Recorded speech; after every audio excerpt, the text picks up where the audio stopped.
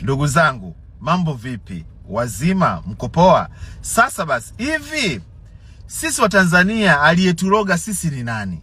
Yaani sisi aliyeturoga sisi wa Tanzania ni nani?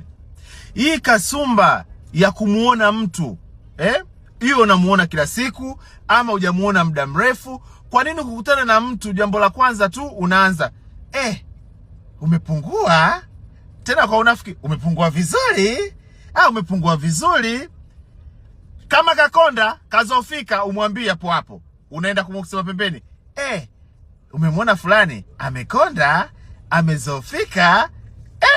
Hii kasumba kwa nini? Na akinenepa mtu, umenenepa jamani. Mambo umenenepa, mambo umekonda, mambo jamani, hii tabia hebu tuacheni kwanza. Wewe ukikutana na mtu msalimie tu, endeleeni na stori nyingine. Maswala kumwambia amekonda, mara sijui umenenepa, hayo hayakuhusu. Ni mwili wake na daktari wake, au na mume wake ndani ya nyumba, au mke wake. Leo umemkomalia Juma Jux kakonda, Juma Jux kakonda. Kama umekubaliana na mke wake, nyie ndio msababisha watu wafe kwa pressure. Kuna watu wengine hawajijui kama wamekonda au wamenenepa. Hebu Watanzania tuacheni kunenepa, kupungua, kukonda. Nyie vinawasaidia nini? Tunaendekeza sana unene, tunaendekeza sana uembamba. Nyinyi jamani, hebu mwachani. Labda Jux alikuwa anatumiaga poda, alikuwa anatumia poda huko gym huko. Nilishai kufanyaga naye mazoezi pale Mikocheni.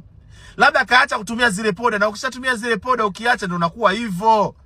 Jamani, kaacha kutumia zile mapoda yale ya gym, yale mauji malishe.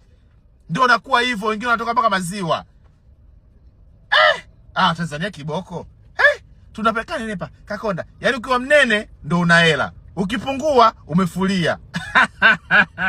Au unaumwa.